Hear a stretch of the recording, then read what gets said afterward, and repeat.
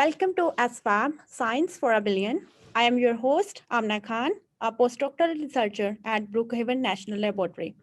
So I'm really excited to have our guest here today, Ms. Anupriya Tuli. So Anupriya is a PhD student at Human Centered Department of Triple IT Delhi. She is working on the information communication technology for menstrual health in India. So welcome Anupriya to this episode. We are very honored to have you here. Hi, thank you, Amna, for inviting me. The pleasure is all mine. Same here. So Anupriya, your research is really fascinating. Can you please explain your research in simple words for our audience?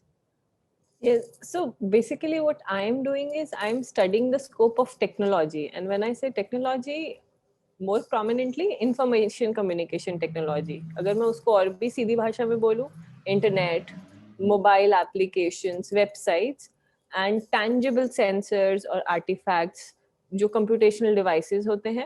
So how we can use that for menstrual health education and management in the urban settings of Delhi, India. And when I say urban settings, I primarily mean जो population है हमारी middle class population, high class population है जिनके पास कोई resources की कमी नहीं है. Accessibility is not an issue for them.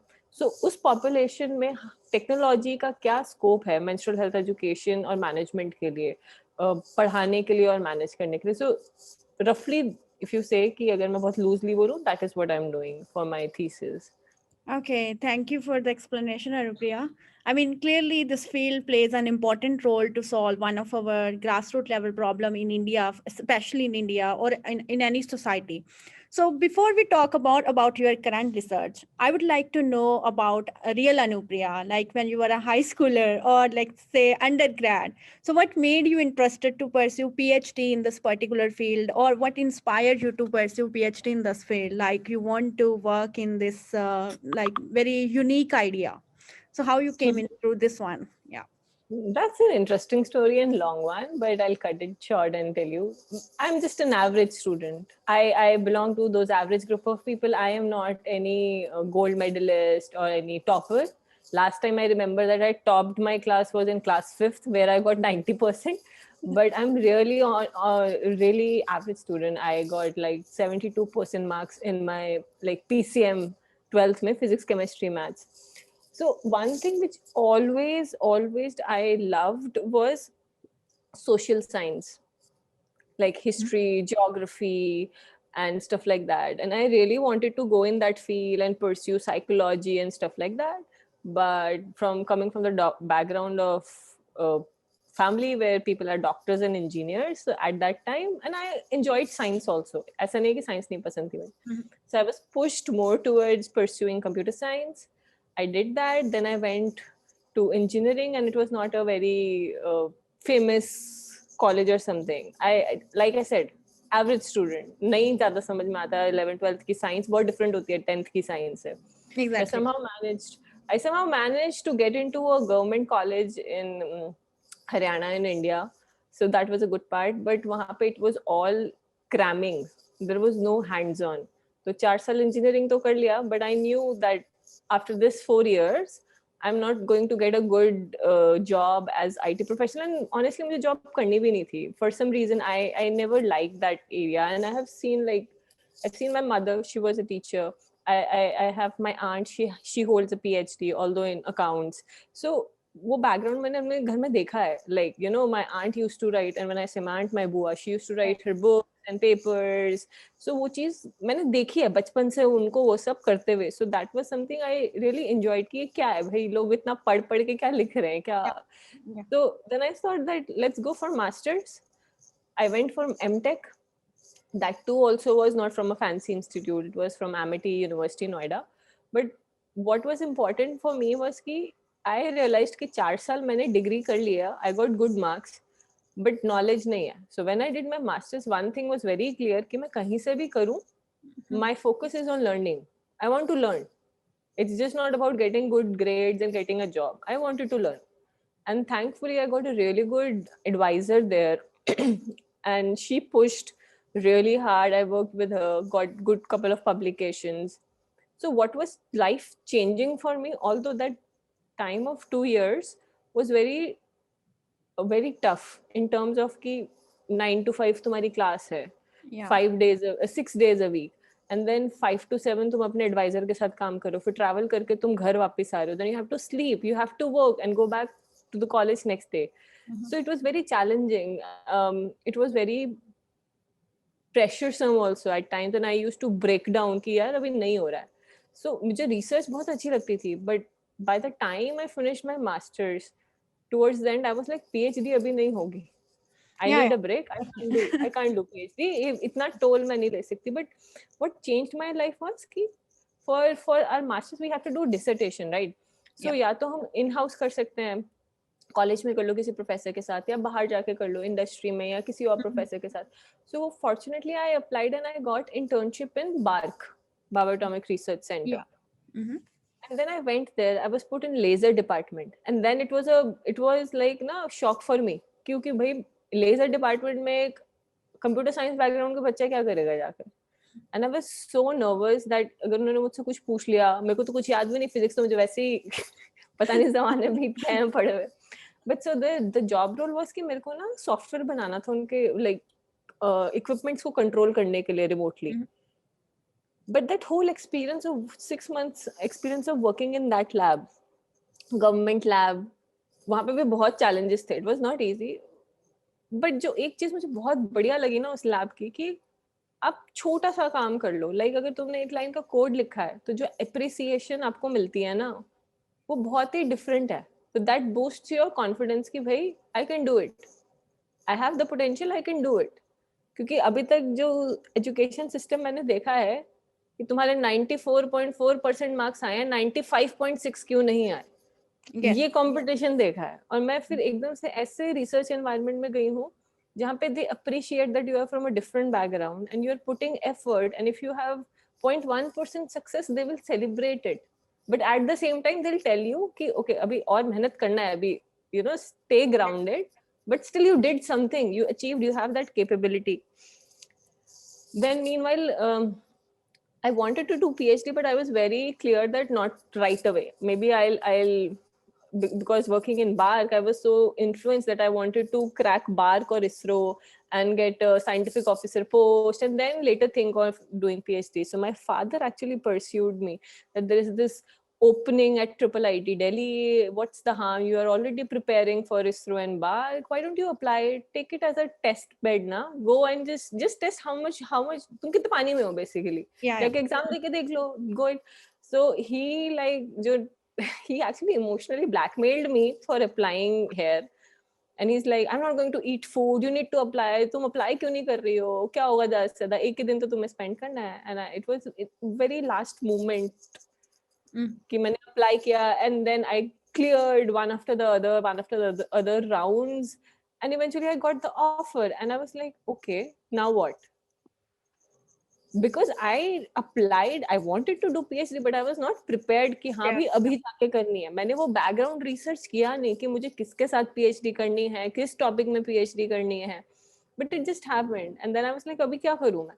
So then again, my father again held me like, okay, just go with the flow, see क्या procedure है, see अगर pressure सम लगता है, नहीं हो पाता हम छोड़ देंगे, तुम कोशिश तो करो कम से कम. And that support from my father actually changed everything. I went there. I had conversation with a couple of professors, and finally I started working with my advisor, who was also on the panel, who interviewed me, Dr. Pushpendra Singh. And actually, he was the one who helped me identify what I actually like doing. So I went with the notion, ठीक है मेरे को IoT करना है, mobile computing करना है, and I went there. But at that time, he had a project on mental health. And he gave me a couple of papers that, okay, you want to do IoT and mobile computing, but just read these couple of papers. We have this project with AIMS, and tell me what you feel about it. And that was the first time I read a paper on human-computer interaction, or the kind of research which happens in human-computer interaction and human-centered design, where you are using, application of computer science, and then you have social science element, design element, and that's where you work. And that fascinated me. I was like, okay, so ये भी एक दुनिया है जहाँ मैं अपने skill set use कर सकती हूँ to make a difference in someone's life. Yeah, so I'm And really happy that all the things worked for you. So ऐसे मतलब एक important message भी ये है कि भाई ऐसा नहीं होता average student हो कि तुम कुछ कर नहीं सकते. Like look at you. So now it was like you just needed a right opportunity and you just grabbed it and like so you're working fine now. So this leads me to our next question, where you can explain how these things works. Like you are studying the technology as a tool for your women's advocacy. Like you said, your supervisor gave you some paperwork to read about the stuff, and then this combination is made quite unique. A lot of people don't know about this kind of stuff. That there is a like you can work the technology with this grassroots level problems. So could you please exactly like how these things works, like how you use this or let's say study this technology as a tool and then apply into this problems? So right exactly I completely agree कि पता नहीं होता कि हम ऐसा भी काम कर सकते हैं, क्योंकि मुझे भी नहीं पता था। तो मैंने कुछ पेपर्स पढ़े, मैंने ऑलरेडी पढ़ा कि यूरोप और यूएस में ऐसा काम किया जा रहा है where they are using technology for women's health, sexual health and wellbeing. और कुछ ज्यादा बड़े स्केल पे नहीं हो रहा, वो 10-10 20-20 पार्टिसिपेंट्स लोगों से अपना कुछ प्रोटोटाइप बनाते हैं, उनको देते हैं टेस्ट करने के लिए as a proof of concept. तो जब मैंने वो पढ़ा तो I thought can we try the same यहाँ पर, क्योंकि I was very interested at the intersection of education, health care and technology. मतलब मेरे को अवेयरनेस क्रिएट करनी है, मेरे को किसी अगर मैं एक भी इंसान के लाइफ में थोड़ा सा भी पॉजिटिव इम्पैक्ट लाती हूँ, that is my personal goal, और maybe you can say personal way of liberation for me, कि मैंने किसी की हेल्प कर दी। So that was my personal interest if you say which जिसने मुझे खींचा है इस एरिया में। So what we do is like you आज की हम करते क्या हैं, तो हम एक बहुत इंपॉर्टेंट एस्पेक्ट है कि जब भी कोई सोशल प्रॉब्लम आपको सॉल्व करनी है तो you need field partners. So the approach which we took was कि हम बहुत सारे एनजीओस के पास गए जो वुमेन्स हेल्थ पे काम करते हैं, उनसे बात करी, उनसे समझा कि आप ग्रासरूट लेवल पे ऑलरेडी एक्टिविज्म कर रहे हैं, आप वर्कशॉप्स चला रहे हैं, बच्चों को कॉमिक्स दे रहे हैं या बच्चों को रिसोर्सेज दे रहे हैं, स्कूल जाके वर्कशॉप्स ले रहे हैं, तो आप बताइए कि फील्ड का स्टेटस क्या है, आपको क्या लगता है? खुद तो मैं I am also born and brought up in India, तो मुझे पता है मेंस्ट्रुअल हेल्थ एजुकेशन स्कूल में कैसे पढ़ाया जाता है। एंड प्राइमरली लोग आज के डेट में टेक्नोलॉजी पे ही डिपेंडेंट है, क्योंकि हमें कुछ भी पता करना है कि मेंस्ट्रुएशन क्या है, सैनिटरी नैपकिन क्या है, या कुछ भी क्या है हम गूगल करेंगे। तो टेक्नोलॉजी तो एग्जिस्ट कर ही रही है, पर क्या हम उसको और बेहतर तरीके से यूज कर सकते हैं, क्या इम्पैक्ट रहता है? तो वो चीज स्टडी करने के लिए हमने एनजीओ के साथ कोलैबोरेट किया। फिर हम लोगों ने क्या करते हैं कि हम अपने पार्टिसिपेंट्स ढूंढते हैं कि एक वो फिक्स कर लेते हैं कि किस कम्युनिटी के साथ हम काम करना चाहते हैं। जैसे मेरे केस में मेरी कम्युनिटी है जो बहुत ही प्रिविलेज सेक्शन है सोसाइटी का, मैं उन्हें उन्हें पढ़ के देख समझना चाहती हूँ कि जो बहुत प्रिविलेज सेक्शन है वहाँ पे क्या स्टेटस है। अगर वहाँ पे डिटोरिएटिंग स्टेटस है तो जो प्रिविलेज नहीं है तो वहाँ तो और डिटोरिएटिंग स्टेटस होगा।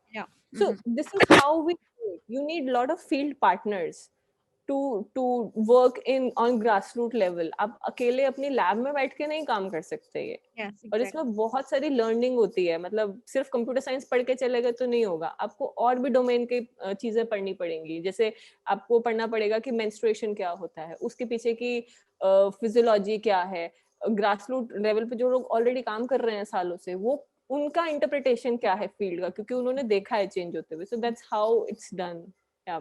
So like you told me कि आप डिफरेंट एनजीओज के लोगों से बात करते हो, जो डिफरेंट ऐसे मुझे लगता है कि आपने बहुत सारी बैकग्राउंड की वुमेन से बात किया होगा, ठीक है? तो आपके पास कोई इंटरेस्टिंग और ऐसा एक्सपीरियंस है जो आप हमें बताना चाहेंगे कि जिससे लाइक इंस्पायरिंग हो, जब मतलब आपको लगा हो यार कि मुझे और करना है इस चीज पे काम, तो क्या चैलेंजेस लोग फेस करते हैं और क्या आपने उनसे सीखा?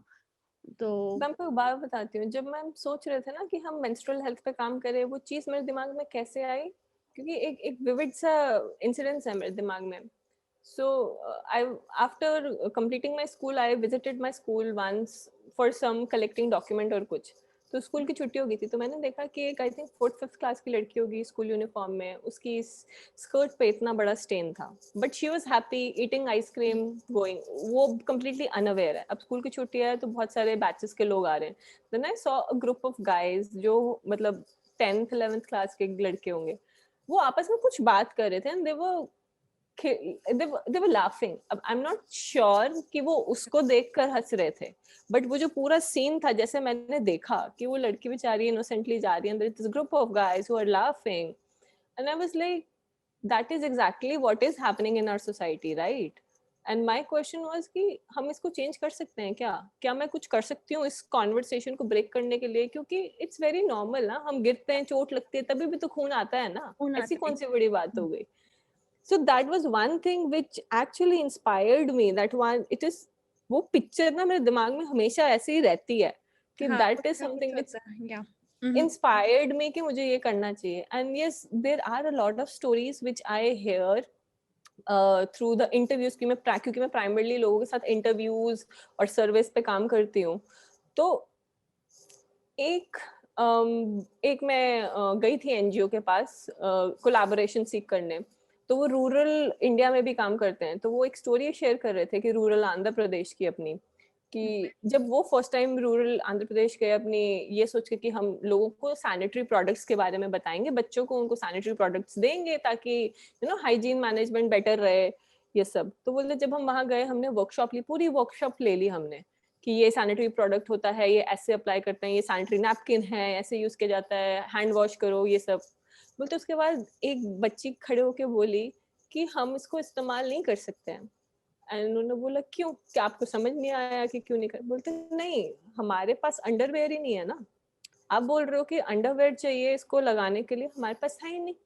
वो तो हम तब पहनते हैं जब हमारे को माहवारी बोलते हैं हिंदी में, हाँ जब हाँ, महीने आ रहे होते हैं, वो भी अपने सिबलिंग की, for those 5 days or 6 days, and then we return it back. So और वो भी लड़कों की, सो उसमें तो वो होता नहीं है कि विंग्स फ्लैप हो जाए या लग जाए। तो उन्होंने जब ये स्टोरी शेयर करी ना, तो मैं शॉक में थी। मैंने बोला हम प्रॉब्लम को ऐसे देखते हैं कि लोगों को इस्तेमाल नहीं पता।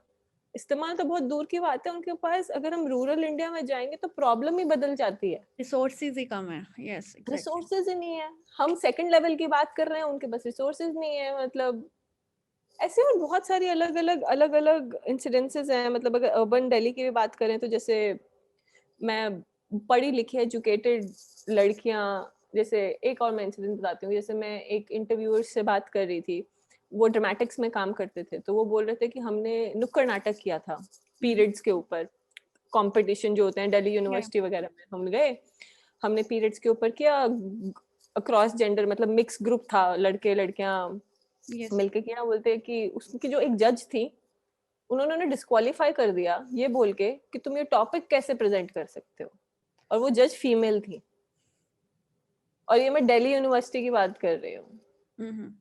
या तो अब इससे बड़ी बात मैं आपको क्या बताऊं। तो आप या इससे रह जाते हो कि या यही यही बात हम लोग बोलना चाह रहे थे कि ये एक स्टिग्मा है इस चीज पे इंडिया में, स्पेशली इंडिया में। लाइक मेरे को भी हमेशा ये लगता है कि हम इसको रिड्यूस कैसे कर सकते हैं। Like on a personal level हम लोग अपने घर में तो ये ओपनली अगर बात करना शुरू करें, ठीक है, समझ सकते हैं, बट स्टिल फिर वही प्रॉब्लम आती है कि अर्बन एरियाज, रूरल एरियाज, और उसमें ये डिफरेंस बहुत ज्यादा है। इतना ओपनली ये नहीं होता। अब आपने इंसिडेंट ही बताया कि यूनिवर्सिटी में अगर ऐसा कर सकते हैं, तो ये स्टिग्मा आपको क्या, मतलब आपका क्या थॉट है इस चीज पे कि हम उस स्टिग्मा को कैसे रिड्यूस करें, और हम टेक्नोलॉजी को कैसे यूज कर सकते हैं, और लेट्स से इसका क्या रोल प्ले हो सकता है टेक्नोलॉजी का कि हम इसको रिड्यूस कर पाए इंडिया में।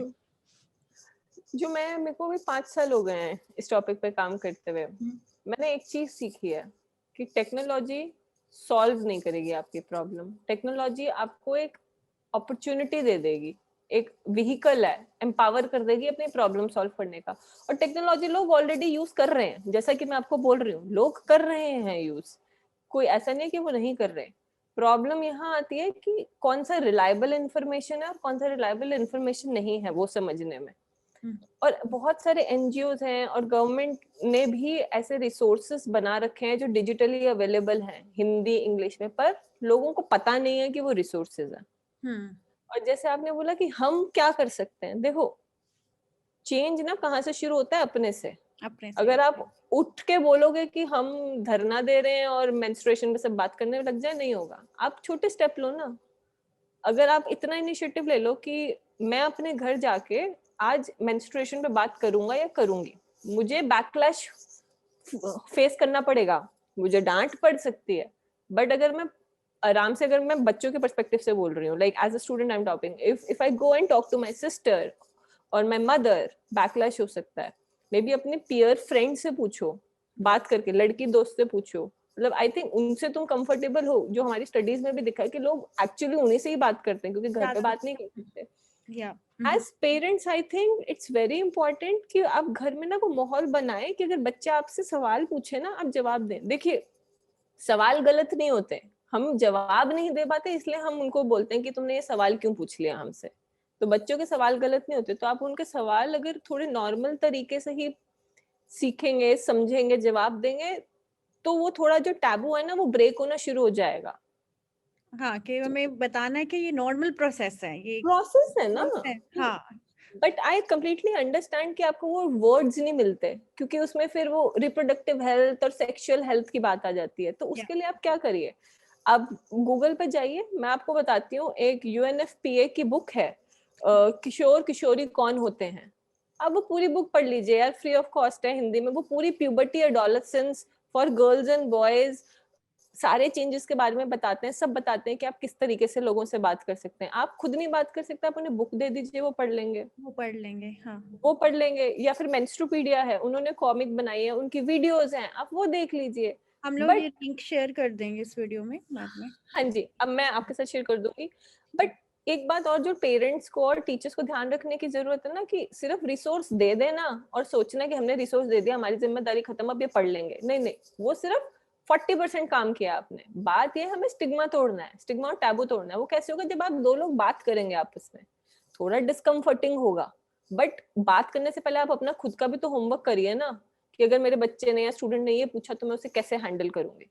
और उसके हमारे लिए तो आपको उल्टा करते हैं, बुक में मतलब रिप्रोडक्शन वाला चैप्टर आता है, उसको छुड़वा देते हैं कि भाई छोड़ो, इसको पढ़ लेना, मतलब। वो तो है ही, वो तो सबने ऐसे ही, वो तो मेरी स्टडी की फाइंडिंग है। बट मैं वही तो कह रही हूँ, अगर वही वही हमें ये चीज थोड़ा डिस्कम्फर्ट होगा 5-10 मिनट का, ठीक है, मैं उसको डिनाई नहीं करती, क्योंकि उसका ऑरा ही ऐसा है।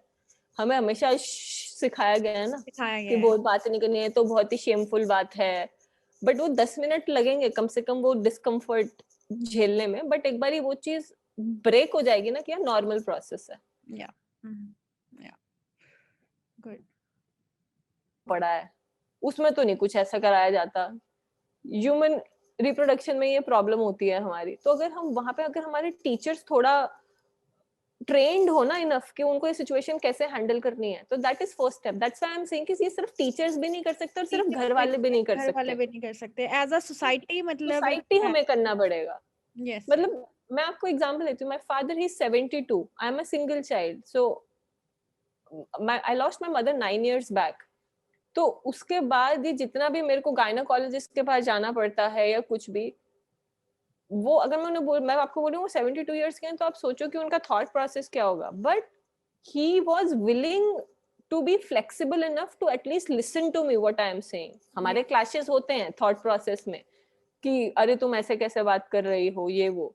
बट विद टाइम हमने म्यूचुअली एक दूसरे को इतना स्पेस दिया कि मैं उनकी सुनती हूँ, वो मेरी सुनते हैं, and then we come to consensus. So वो फ्लेक्सिबिलिटी प्रोवाइड करना is very important to break taboo किसी भी टॉपिक पे।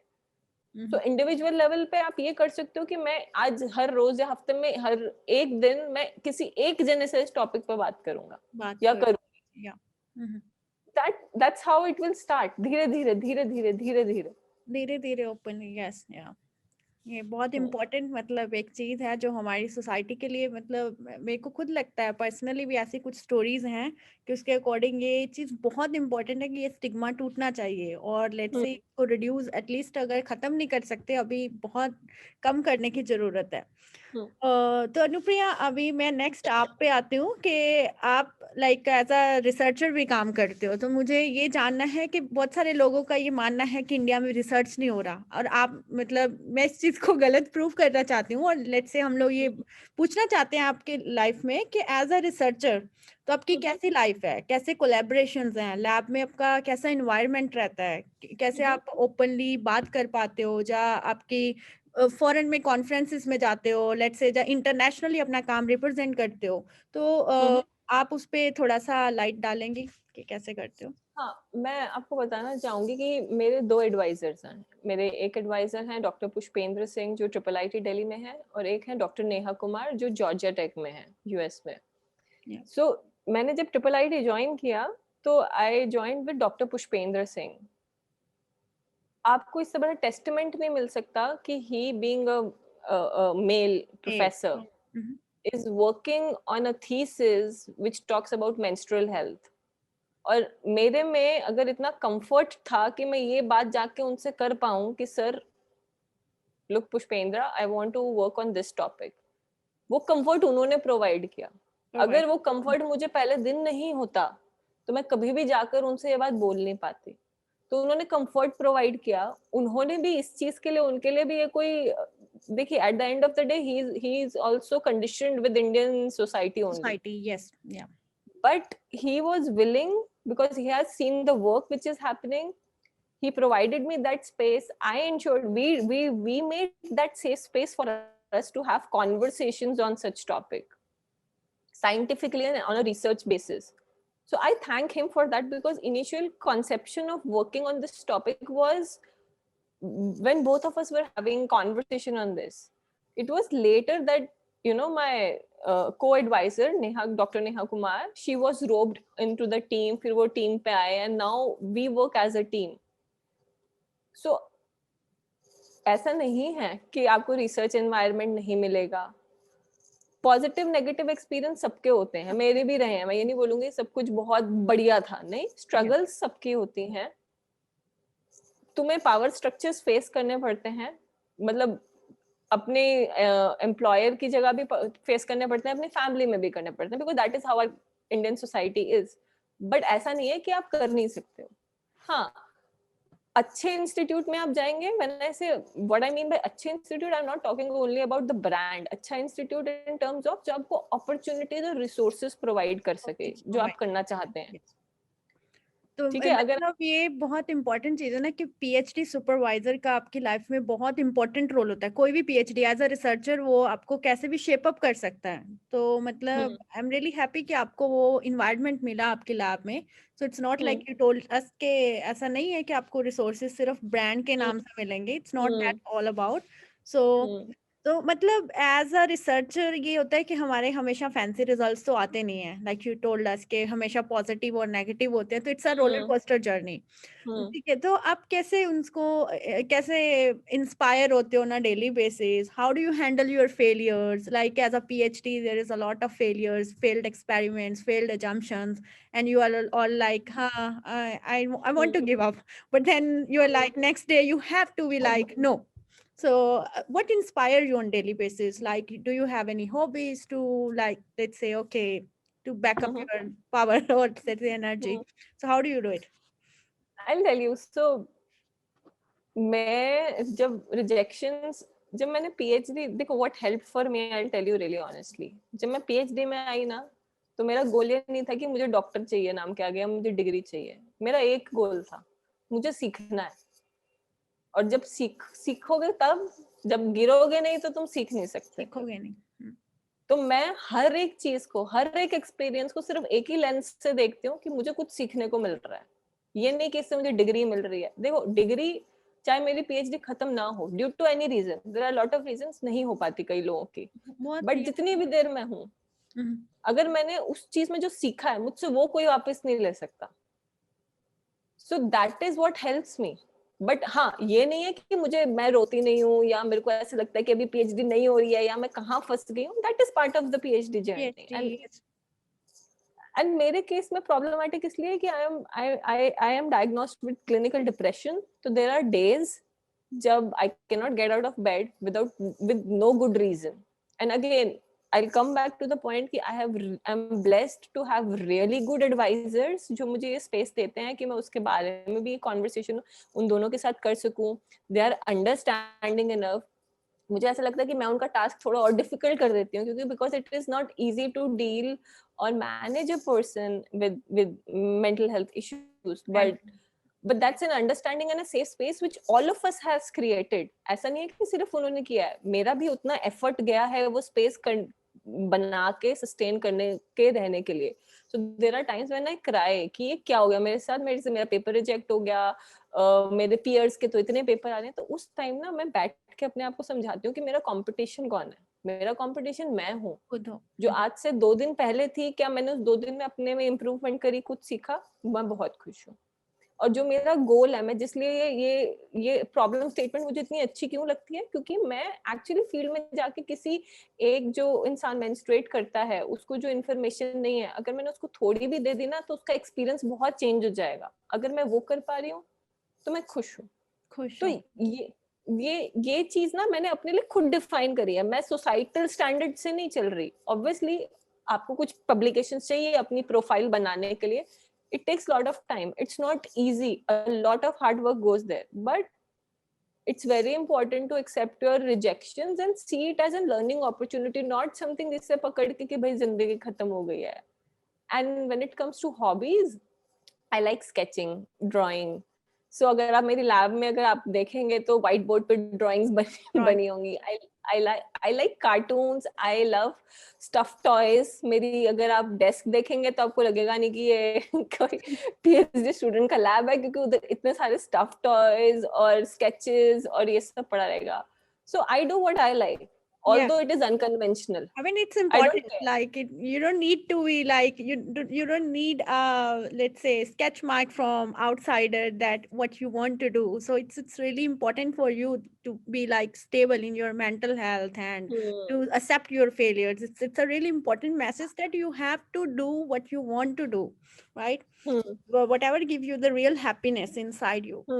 So we और all यार agree. I mean, like you told us, a researcher journey is not a cakewalk journey. Especially for women, there are like I would not say हमेशा ही ऐसा होता है, but unintentionally, intentionally, consciously, unconsciously, there are some things that women face in sciences. Like it's very important. So, what right. message do you have for women in science? Like, what kind of challenges you have faced, if any? Like, it's not usual. But what message do you have for our young generation that how we can overcome these kind of obstacles and you can pursue whatever you want to? So देखिए, fortunately I'm from a privileged background, तो मुझे as such कोई challenges face नहीं करने पड़े, except एक that now I'm age like I'm 30. I'll be 30 next year, and my family is after my get married. That's one pressure I'm facing, to be really honest. But इसके अलावा I always had a very supporting family जब पढ़ाई के लिए आया. Yes. And specifically my father, he backed me like anything. तेरे को पढ़ाई करनी है तू कर, I don't care. तो कुछ जहाँ पढ़ाई करनी है, he never said no for पढ़ाई. Although बाकी चीजों के लिए लंबी लिस्ट है no की, but पढ़ाई के लिए they never said no. So that is very important. I feel blessed, and that is really important to have a supporting family background. That I really say is important. But again I feel कि सिर्फ support से कुछ नहीं होता. देखो कई बार तुम्हें support नहीं भी मिलता तो तुम्हें अपने लिए खुद खड़ा होना पड़ता है. अगर तुम्हें लगता है कि तुम्हें कुछ करना है तो तुम्हें थोड़ी रेजिस्टेंस फेस करनी पड़ेगी. तुम्हें रिस्पेक्टफुली अपने आर्ग्यूमेंट्स देके अपना वे निकालना पड़ेगा, चाहे वो फैमिली सेटिंग्स हो, चाहे वो तुम्हारी प्रोफेशनल सेटिंग्स हो. पावर स्ट्रक्चर्स होते हैं. लड़कियों को अभी भी ऐसा देखा जाता है कि अगर लड़की PhD कर रही है तो ऐसे ही कर रही होगी, मतलब ऐसे ही नाम लिखवा लिया होगा, इवेंचुअली तो शादी करनी है. And I'll tell you, like, my seniors, I have couple of seniors who did their PhD with kids, and I just look up to them. I take inspiration from them. Like, they are managing their house, they have supporting in-laws, they have supporting families, and they are doing PhD. But it's not an individual's task ना. थोड़ा support system चाहिए होता है, but आप कर सकते हो. थोड़ी लड़ाई करनी पड़ेगी, यू कैन डू इट. पर एक स्टैंड लेना जरूरी है. एक स्टैंड लेना जरूरी है. आप ऐसे नहीं बैठ सकते कि कोई मुझे करने नहीं देगा. देखो फिर तो आप कुछ ही नहीं कर सकते, फिर तो आप कर ही नहीं सकते. आपको खुद देखना है ना, आपको अपनी लाइफ खुद देखनी है कि हाँ और वो आपकी अपनी प्रायोरिटीज है. मैं ये नहीं बोल रही कि कोई हर किसी को PhD करनी चाहिए. ये करिए अगर आपको लगता है कि आपकी प्रायोरिटी है that you want to get married and your family is priority, and that's good, family should be priority, then आप ये देखिए कि आप बैलेंस आउट कैसे करेंगे. और ऐसा भी नहीं होना चाहिए कि आप सिर्फ अपने करियर पे फोकस किए जा रहे हैं और बाकी आपकी लाइफ एक फुल स्टॉप पे चलेगी. That's also not a way, but that's what happens in PhD, क्योंकि आप इतना घुस जाते हो अपनी प्रॉब्लम स्टेटमेंट में कि आपकी सोशल लाइफ जीरो हो जाती है, आप टाइम नहीं देते. I think that's not a way. तो मेरे एक सीनियर ने बोला था, बहुत अच्छा कोट है जो मैं अपने आप को रिमाइंड कराती रहती हूँ. So he once said that PhD is not life, PhD is part of life. Life. तो अगर आप जैसे अपने 5-6 साल ऐसे बिताएंगे, आप वैसे कंडीशनड हो जाएंगे लाइफ लॉन्ग के लिए. तो इसको as a part of life लो कि अपना शेड्यूल बनाओ, मैं 5 दिन इतने से इतना बजे काम करूंगा, वीकेंड पे नहीं करूंगा. And that is something which is helping me in this corona period. That is something which I have realized. You have to learn, practice to be gentle with yourself and with other people. It's okay 4 दिन काम नहीं हुआ भाई, कोई नहीं, कर लेंगे कोई हम. नहीं, It's okay. आराम करो, उसके बाद हो जाना है काम. Yeah, Yes. right. So it's more about designing yourself. मतलब आप अपने आप को कैसे nuts and bolts और अपने constraints और अपनी चीजों को, अपना आपका वर्ल्ड व्यू क्या है ना, अपने आप को लेके आप खुद को कैसे देखते हो और आपको लाइफ से क्या चाहिए, वो बहुत चीजें डिसाइड करता है कि आपके साथ लाइफ में क्या हो रहा है. क्या? Like that's very subjective thought. That's how I work. I don't know नहीं नहीं, how ये सिमिलर है. people do. मतलब as a recent PhD pass out, let's say मैंने रिसेंटली Hmm. पीएचडी किया है, तो मैं बहुत सारी चीजें, बहुत सारी क्या, ऑलमोस्ट हमारा बहुत मैच हो रहा है, क्योंकि Hmm. I have been through all this things. तो मेरे लिए Hmm. बहुत रिलेटेबल है कि ऐसा Hmm. होता है कि तुम इतना उसमें प्रॉब्लम में घुस जाते हो, यू फॉरगेट अबाउट एवरीथिंग, और तुम करते हो कि बस भाई यही लाइफ है. पर वो Hmm. ये भी अच्छा है कि तुम काम के लिए इतना पैशनेट हो, बट जैसे कि आपने बोला कि पीएचडी को पार्ट ऑफ लाइफ बनाओ और उसको लाइफ नहीं बनाना चाहिए, क्योंकि वो मैं हमेशा यही बोलती हूँ कि पीएचडी बहुत एक लर्निंग एक्सपीरियंस है, बहुत अच्छा, जिसको आप लाइफ लॉन्ग मतलब उसको लेके चलोगे, उससे बहुत Hmm. सारी चीजें सीखते हो. आपको हमेशा आपको लगता है ना कि ऐसे सबसे तो पहले बात ये है कि पीएचडी में आपको स्मार्ट से स्मार्ट बंदा मिलेगा, बंदी मिलेगी. लाइक आप उन लोगों से कंपेयर करते हो, इवेंचुअली करते हो, अनकॉन्शियसली करते करोगे हैं. कि यार True. मैं तो कुछ नहीं कर रही, ये देखो True enough. मतलब दिन रात काम कर रहे हैं. True but enough. उनको भी ऑपोजिट है. आपका कुछ ऐसा आप में अच्छा काम होगा, जो आपका कुछ कॉन्फिडेंस होगा, कुछ होगा, उनको लग रहा होगा कि भाई ये बंदी 8 घंटे काम करके इतना कुछ कर रही है. तो वो Hmm. है कि वो सेटिस्फेक्शन और वो सब काम जो है आपको खुद के लिए लेके आना है. तो वो बहुत Hmm. इंपॉर्टेंट है, like you told us. So Hmm. This will lead us to our next question. Like आपने बताया कि आपकी जर्नी कितनी, मतलब मेरे को तो मतलब बहुत इंस्पायरिंग लग रही है ये चीज. तो what are your future plans after your PhD? Like so it's like you want to go abroad, or you want to stay in India, or you want to work on like academia industry? Like for now, what do you think, what you will do in the future? So for some weird reason, मुझे बचपन से ही कोई शौक नहीं था abroad जाने का, settle होने का. हाँ, घूमने जाना इस ठीक है. And now I have been supported enough and privileged enough कि मैं conferences attend कर चुकी हूँ जो बाहर होते हैं. I've been to Europe and US. And honestly speaking, मैं एक हफ्ते में फिर मेरे को होता है अभी वापस इंडिया चलो. पराठे याद What I have realized is, yes, so coming back to the question, I want to go into academic research, teaching.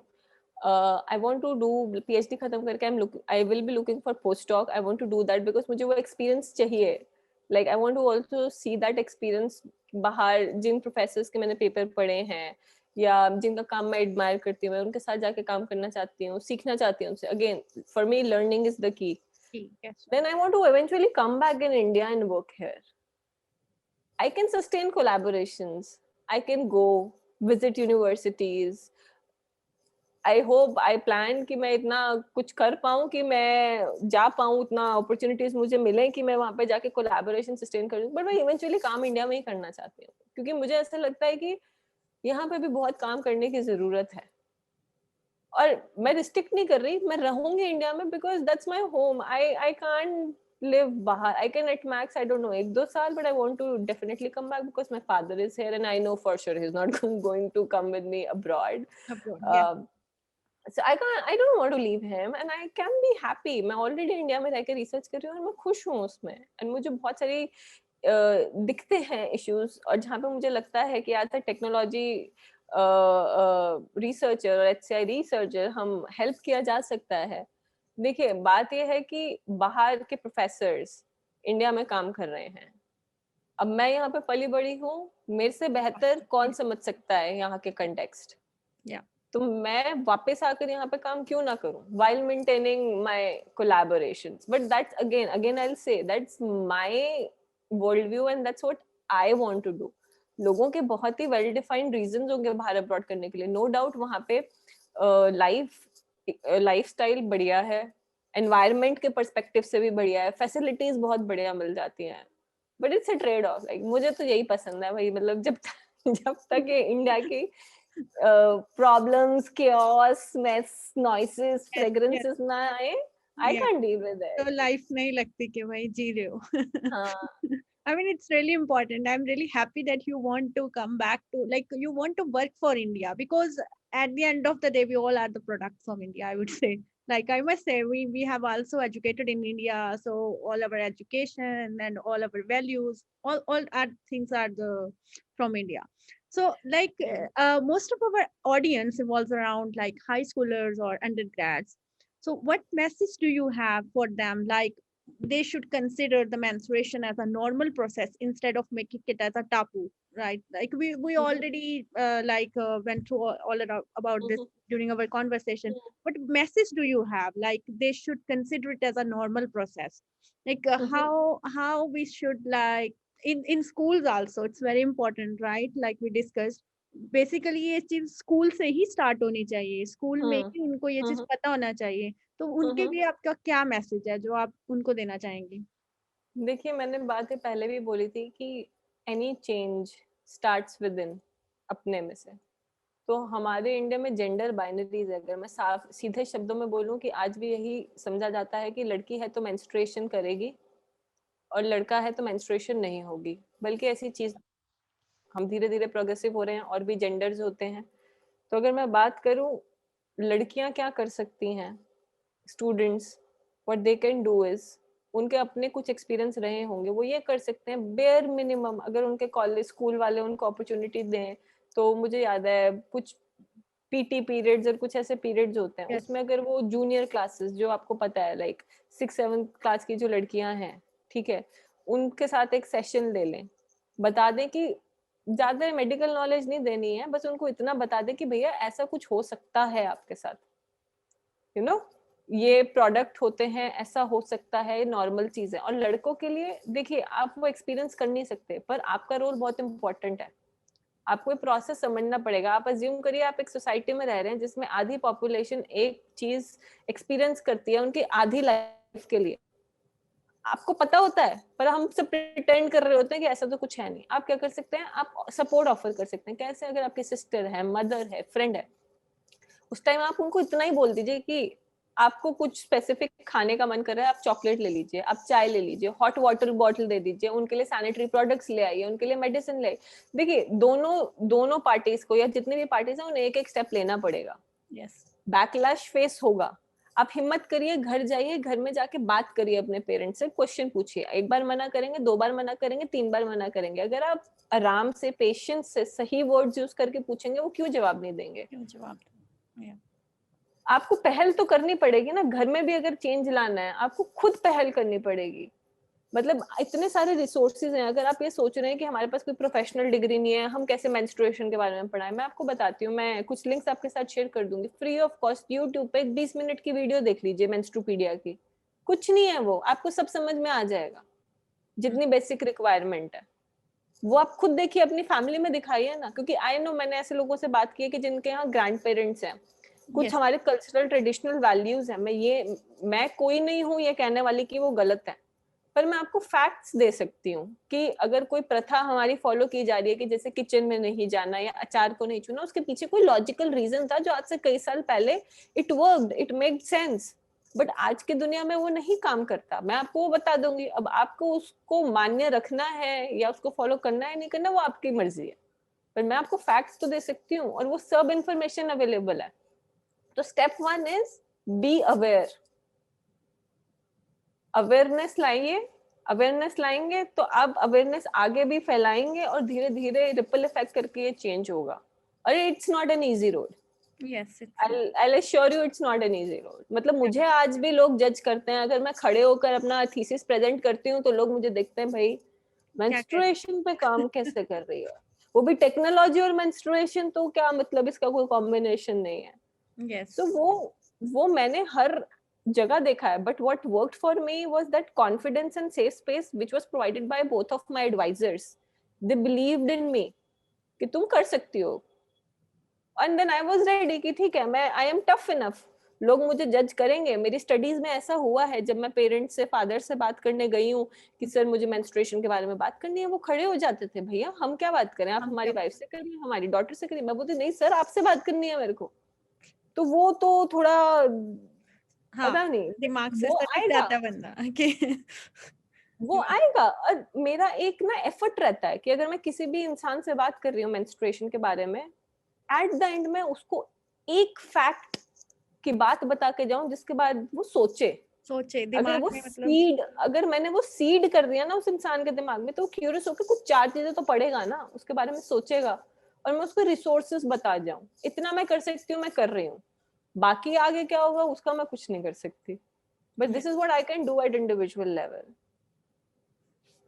So thank you, Anupriya, for sharing your thoughts. I mean, we are sure our audience would be very inspired by your talk. I mean, I am inspired, so I'm sure our audience will be inspired and would start thinking about the grassroots level issues like you discussed about the menstruation. So it's very important, and how we can use science and technology as a tool to eradicate these kind of problems. So thank you very much. Yeah, it was my pleasure to interview you, and Thank you and so we much. had a very great discussion.